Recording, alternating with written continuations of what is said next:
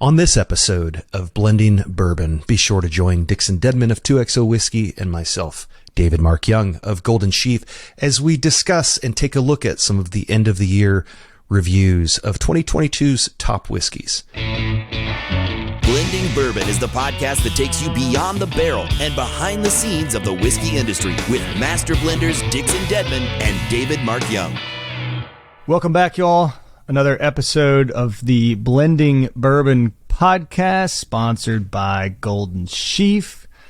I'm Dixon Deadman, 2XO Whiskey, and the Ben Affleck to my Matt Damon joins me every episode is Mr. David Mark Young, proprietor, blender, and really just all around handsome devil, and the I don't know, the guy and everybody in Omaha wants to be with or to be like.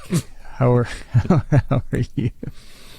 I'm great. How are you? Good. Wait. Am I Matt Damon or Ben Affleck?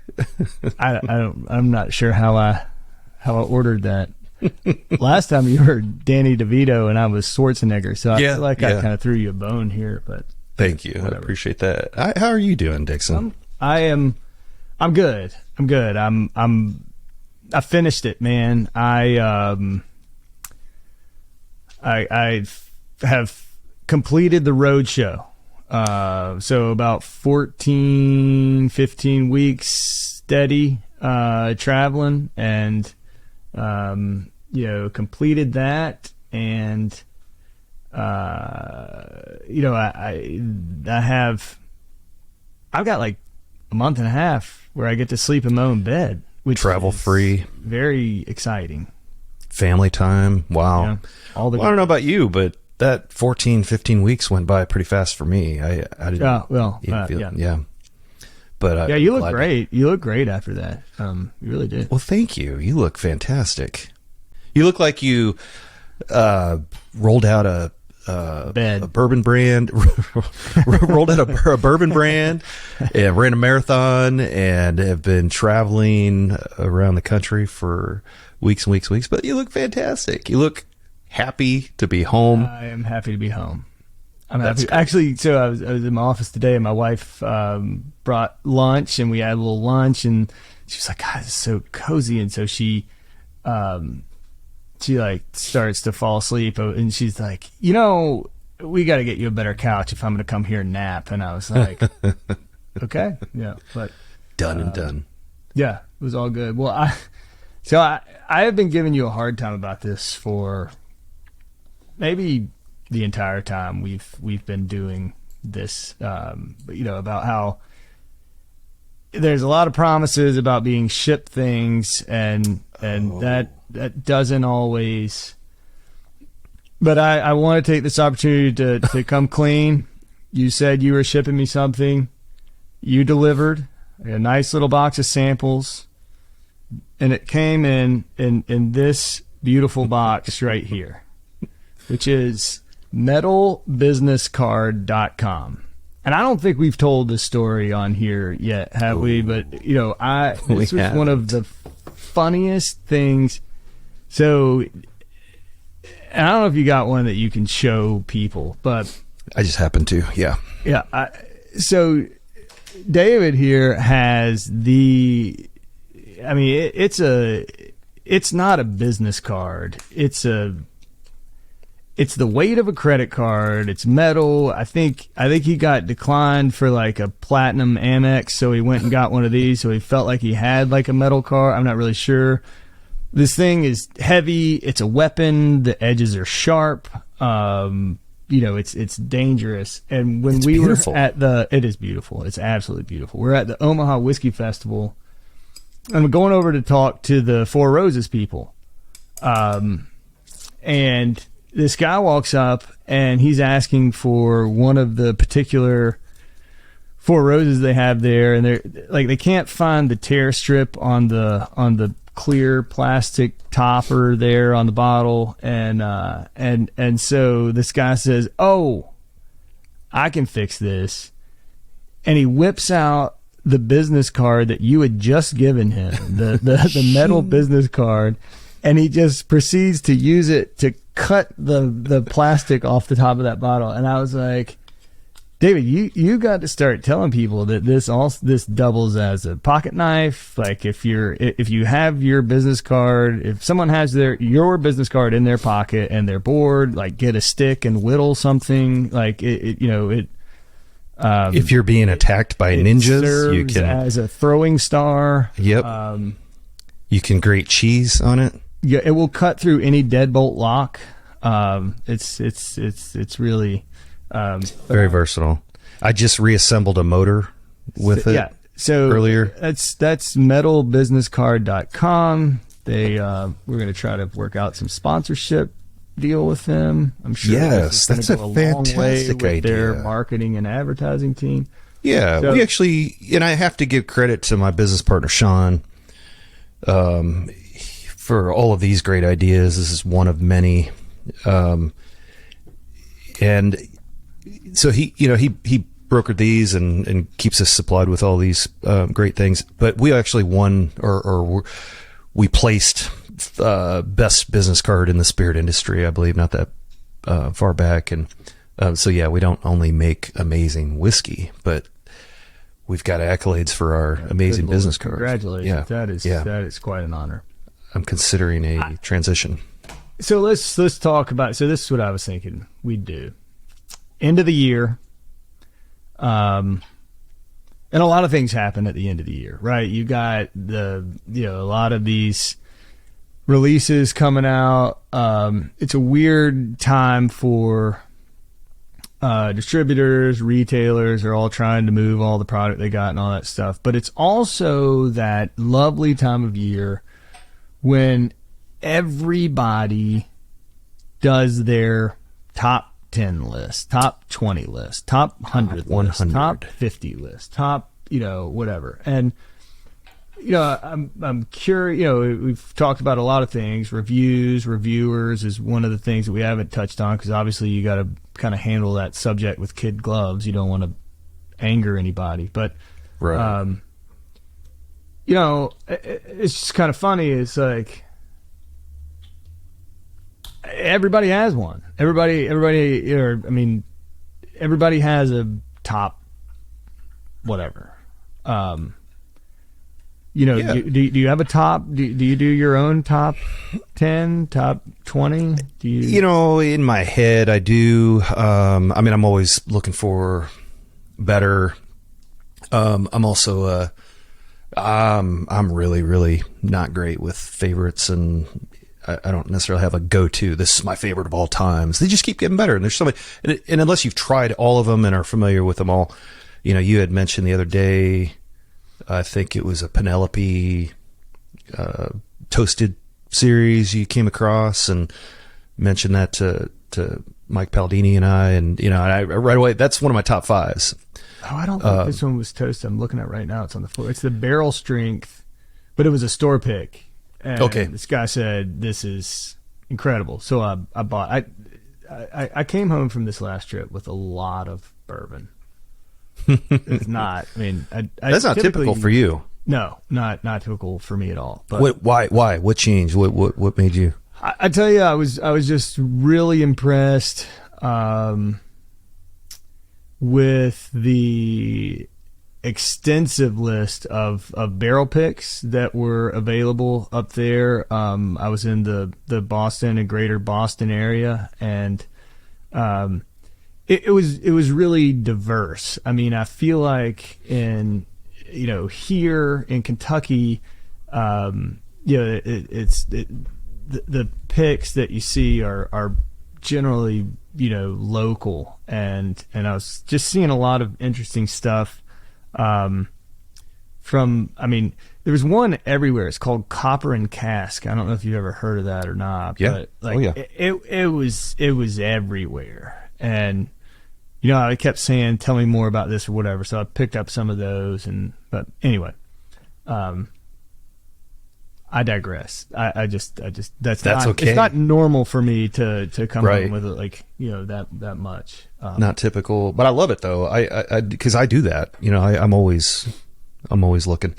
Whether it's local or That's what I love about traveling, is being able to find those things, those gems that you can't find here. But yeah. By all means, proceed. No. I was just gonna kind of get your. I mean, how do you feel about the fact that everybody and their brother has a top 10 list, and do you give that a lot of weight? Is it more of a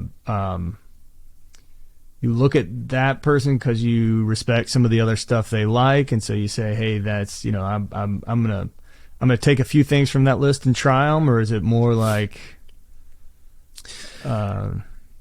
I take it with a grain of salt, and I'll tell you why.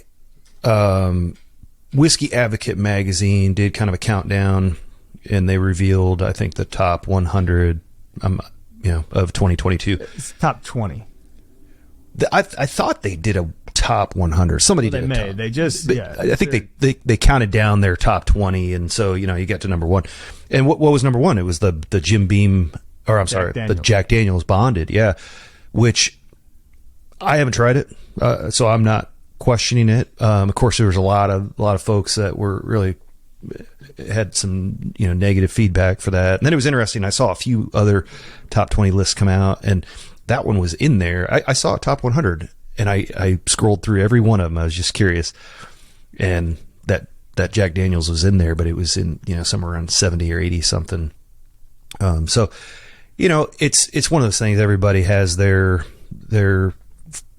what they like. If people, generally speaking, their lists typically take some heat, good or bad, whatever. Yeah. Didn't they have like a Crown Royal Apple as their top one time? I think so. Yeah. Or peach, or one of those. Yeah, absolutely. In my opinion, controversial whiskeys. Great. If you have an application for it, flavored whiskeys, that's a whole nother topic. Maybe we could do a podcast on flavored whiskeys or not. But yeah, you see that stuff in there. It makes you wonder, what's driving the top ratings. But that's just it. That's one thing I love about this industry, or this, the spirits and bourbon alone. When you look at all the bourbons that are out there and all of the different, that it's combinatorics, right? You got such a wide variety of possibilities, endless possibilities. And it could, as far as mash bills and proof and finishes and blending and on and on and on and on. So that's great. So I love to see those. Like I said, I take it with a grain of salt. I'm also hopeful that Golden Sheaf being a new brand, I'm confident it'll show up on these lists in the not too distant future. It's just how do you get out there, and unless you're on the radar, you're not going to be an option. So that takes us kind of into marketing. How do you market that and get it out there? Brand awareness, that's one of the challenges of a brand is getting out there, and you want that feedback. That's kind of where I'm at now, is like soliciting feedback from, you certainly don't want to send bottles out to every single person, samples to get, oh, it's good, or, oh, it's a little hot, but you really want somebody that's kind of, got a big sphere of influence to be able to talk about what you have going on, and then hope that what they're saying is positive. Well, I'm going to say something a little bit controversial here, mm-hmm. and and I, in all, with all due respect to whatever, I would like to hope, and if I were saying, if somebody came to me and said, what would you like to see out of a top 10 list? What I would hope and what I would like to see is that the list was derived, cultivated, developed, whatever the right word is, without the person making the list having any idea what the brands were. Mm-hmm. It's like, make your top 10 list, make your top 20 list, make your top 100 list. I don't care, but if you got okay, fine. You've identified 10 that you think are the best, or let's say you've got 20 that you think are the best. Then sample all 20 of them blind, rank the top 20 blind, and then find out And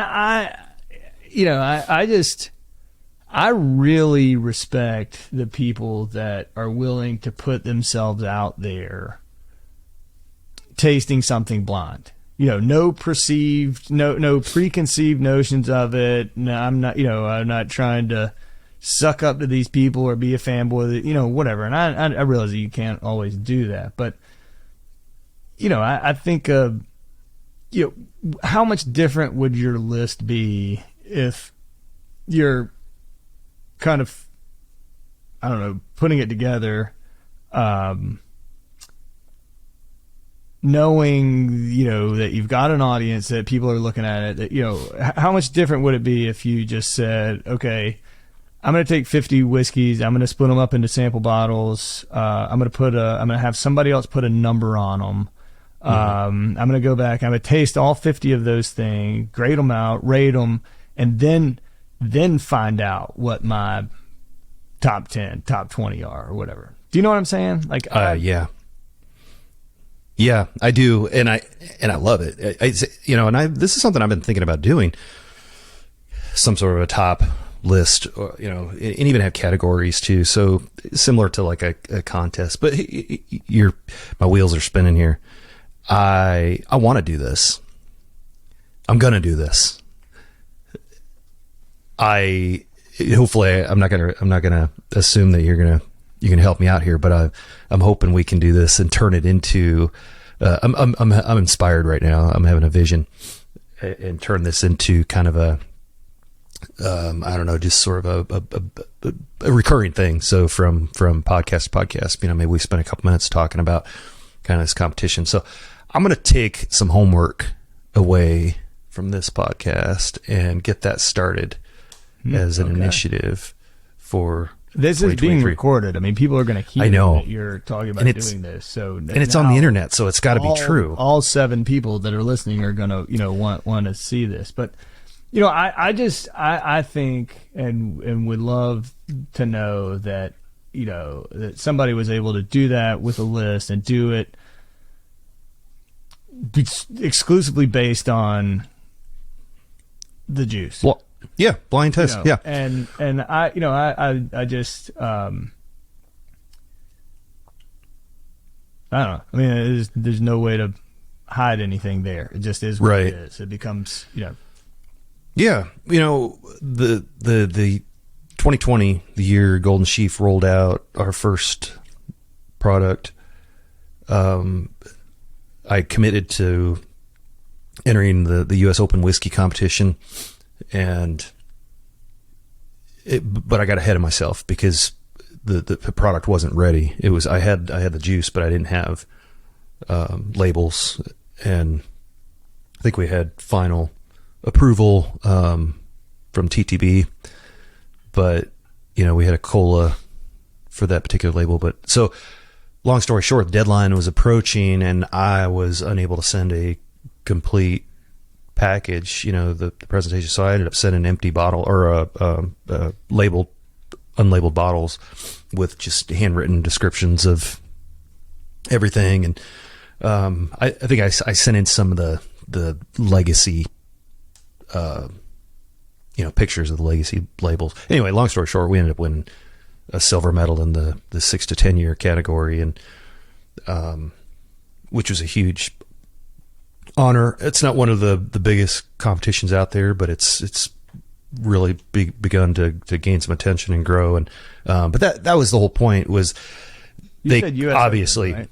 The U.S. Open whiskey competition? Yeah, Dallas Goggins runs that. That's tennis, right? Yes. Yeah. They drink whiskey and play tennis. And or golf, whichever you prefer. But they clearly did a blind tasting, and we won a silver, and it was pretty cool to know that, and then we had conversations about the juice and why they picked it, and so that was pretty inspiring. Yeah, I would love to do a contest It's going to take some thought, kind of put it together. And I think, we start to kind of roll that out on here as part of like a little segment, or I forget what the production guys call that, these little recurring things that come back, Yeah, I just, I'm sorry, I probably, but I think about what I learned during COVID when I did that crazy whiskey in the box thing. And, when you actually just have to sit there and taste something with no idea of what it is and where, like that blind thing. I think your opinion of things is completely different, rather than saying, hey, I'm cultivating this list, and what am I doing with this list? Am I trying to suck up to these people? Am I trying to get ad sponsorship from these people? Am I trying to, do I owe them because they, and I mean, I don't know how a lot of people do their stuff, but I'd love to see that one. Like, I'd love to see the one where somebody said, these are my top 10 out of these 100, all done blind. Yeah. Yeah.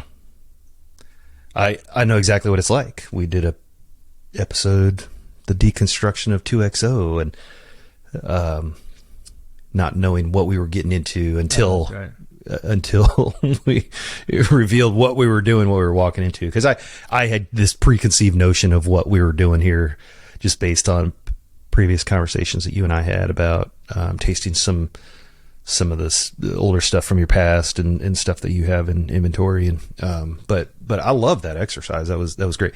I love the blind tasting. I just wasn't really sure what. Well, we kind of rushed through that, but I want to tell you another. Okay. I want to tell you another really cool story, and I want to get your feedback on this. Yeah.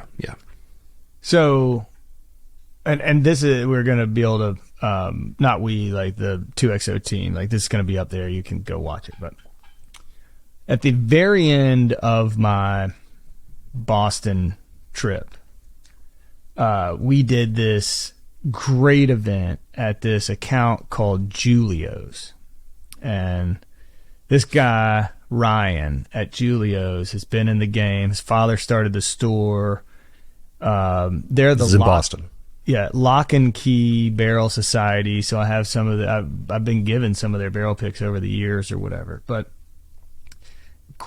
amazing store, amazing account. I mean, Ryan was featured in like 2010. Whiskey Advocate did a story on him and what he was doing, and it's Julio's Liquors. It's incredible, and he's got a barrel society, and then he does on Saturdays he does a radio show and a podcast from the store, and on Wednesday nights he does a thing called Whiskey Wednesdays, and they have somebody come in and they do a tasting, they record it. It was on Facebook Live, they put it on their website, all this stuff. Had about, 30 to 40 people in attendance, and you buy a gift card, you get a tasting or whatever. So I meet with Ryan, and he was like, here's what I'm really excited to talk to you about. He said, you have two problems with the Phoenix blend, two problems with what you released. And I was like, that's okay. I'm all for feedback. He said, the first thing is, I did like everybody else. And he was like, we call it grip it and rip it. He's like, we did just what everybody does. They get a bottle, you immediately go home, you grab it, you rip the top off, you pour some, you taste it. And he was like, and I was underwhelmed. I was highly underwhelmed. And he's like, but I know how this works. He's like, so I went back 30 minutes later, after that bottle had been sitting there, after it had new air in it. He was like, I poured an ounce. I let that sit there for about 5 more minutes. I went back to it, tasted it. And he was like, and I'm telling you, it was a completely different bourbon. And he was like, I was blown away by it. He was like, I was absolutely in love with it. And he said, right out of the bottle, anything, and we had that conversation about, and you and I have had that conversation, right out of the bottle, right as soon as you pop something open that's, say 100 proof or more, it needs air. It has to open up. It has to, it just has to. It's the same thing with blending stuff or whatever. It has to sit, whatever.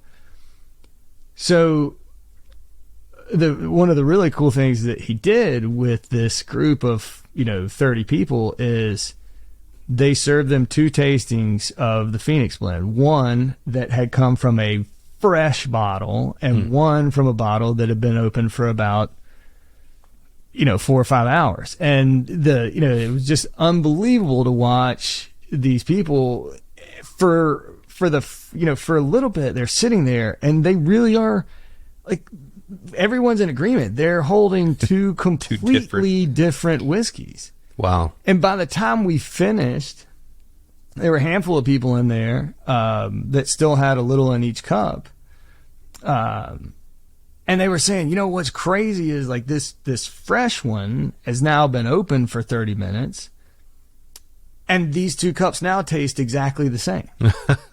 And it's the evolution of that, which I thought was just like this really cool thing to do kind of live with people. And then, his other comment, he's like, the second problem you've got with the Phoenix blend is that you've created this incredibly balanced bourbon and it's throwing people off. Like, people are either expecting sweet on the front of the palate or they're expecting spice on the back palate. He's like, you've created something that moves, that kind of evolves on the palate. And he's like, and a lot of people don't know how to handle that. And I was like, wow, well, we're calling that a problem. I will take that any day of the week. But it was just a great experience and something he thought up and cooked up. But I realized, like, he was very honest with me, but in the same sense, it kind of goes back to like the reviews and all that stuff. Like, this guy was just being straight up honest with me. Like, he told me his experience. Like, I opened this thing, awesome. I didn't like it. Yeah, I can't come back to it in a couple hours. He's like, I'm in love with it, and people's feedback is very interesting. Sometimes hard to take, sometimes very helpful. But I always wish there were some of the feedback was coming without, I don't mean to say strings attached, but you know what I mean? Like, just put that blindfold on and try something every once in a while and give your we build up these false or realistic expectations. It just depends on and so you're kind of premeditating where you want your answer to be. But I love that. I love that.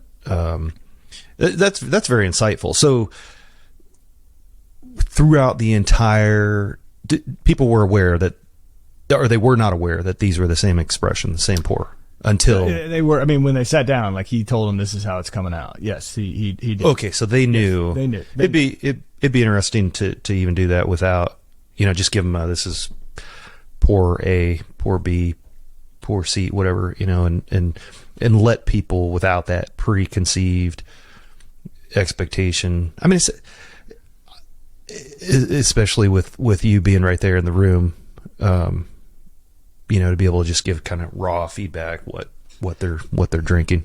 Yeah, but I mean, I'm always, any of those events, it's like, look, none of y'all are going to offend me if you say I can't drink this and push your glasses to the side. I mean, everybody's got a different palate. Everybody's got a different, thing that they gravitate to or away from, and that's totally fair. But it was just amazing to watch people sit there and go, these are 2 completely different whiskeys. Right. And then like 20 minutes later, they're like, these now are 2 very, these are the same thing. And it's just kind of funny. But I love all these different tasting methods, approaches, pairings, all the different things. I have a tasting coming up this weekend and trying to come up with an interesting but not too complex, but straightforward. I love the one.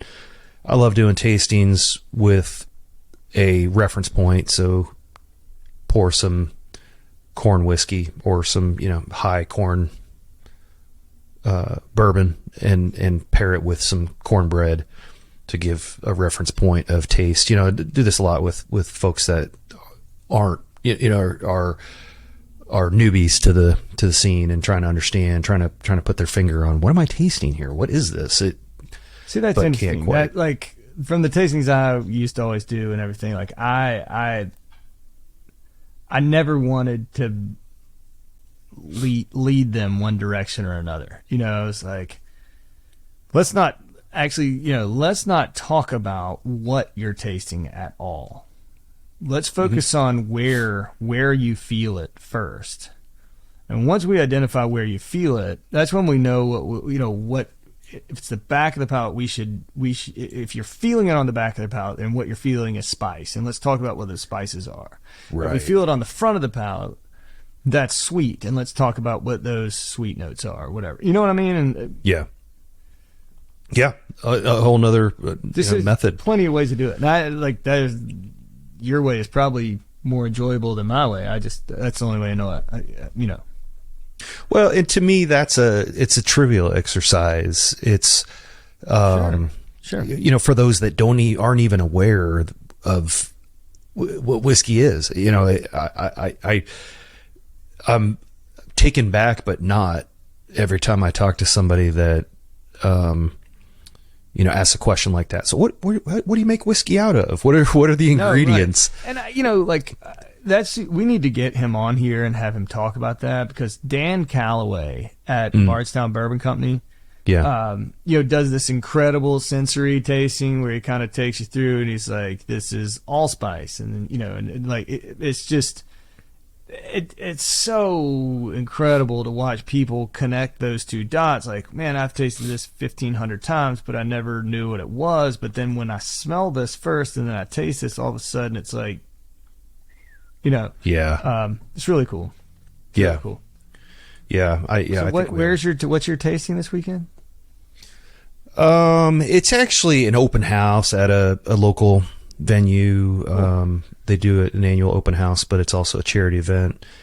They're going to have 2 whiskeys, Golden Sheaf being one and Jefferson's being the other. It's predominantly wine, but they've over the years expanded it to include whiskeys, and so they want to they're not trying to mimic a festival, drink all you can, but to have a couple things that people can focus on, kind of start out at the elementary level, some education, but then also have some some content or some tasting with those that are familiar, kind of the next level. So yeah, putting that together should be a lot of fun. At the very least, they able to raise some money for a good cause, and old vine and wine. Cool. Here in Nebraska. Yeah, great place. Rick Planbeck and Shelley, they do a great job. I did a tasting with them a couple weeks back with a private group, and yeah, so it should be interesting. Maybe I'll take the camera in there and record some content. Yeah, we'll all 8 of us will watch your Instagram too. I think we're up to 11. Okay. All right. So I thought I was going to thought this episode was going to go in one direction. We've kind of I know all around the bush here, but reel it in. Here's what I think. I'm going to challenge you, and I'm going to work on it too. I want to know next time we talk. I want to know the top 5 new bourbons that you had this year. Or I'm sorry, in 2022. Yeah. I think we're going to be doing this in 2023. So your top 5 that you'd never, like, they could be limited release, like a certain, year's release or whatever, but we'll do our own list on here, and there will be 11 people that get to hear each of our lists. I And I'm just going to think back. I'm not going to go taste a bunch of stuff, but I'm going to think back. So anyway, that's what's coming on the next one, in addition to everything else. I think we should do that. I think that's as much as we ripped everybody for making a list, or I did anyway. I don't know what, but we'll have our own list. And I wouldn't even say you ripped anybody. It's opinion, and that's the great thing about it, is everybody has their own opinion. So, there's no right or wrong. I like the details behind it. Why, and that's something I didn't really dive into. Why is Jack Daniel's Bonded the number one pick this year? So I definitely want to go back and look at that. I like that. Let's get into it. And I also am going to pursue that. We'll figure it out, whether it's top 20, top 100, but top 100 sounds ambitious, but I'm up for it. It does. It sounds like a lot of work, but I think it's not going to happen overnight. I'm actually excited about it. I think it's something that'll span a number of episodes for sure, but kind of build up to and make it competitive as well. Kind of reveal from as we progress, get into that top 5. And okay. I thought it was me competing against you. I thought that would be fun too. But well, no, I mean, as far as that'll be fun too. But being able to put these up against one another, who's going to make it to the top 10? Of course, we won't know until the end. But I'm excited about it. I can already see a lot of these things churning. Well, this is awesome. I'm headed home to see my children. So yay. Yeah. So we will talk again very soon. Look forward to fun. Appreciate you, brother. Appreciate you. This is always fun. Always a good time. Talk soon. And we got a lot of stuff ahead in the future. Cheers, my friend. Cheers, man. Cheers, everybody. Don't forget to like, subscribe, follow, comment, share, and cheers.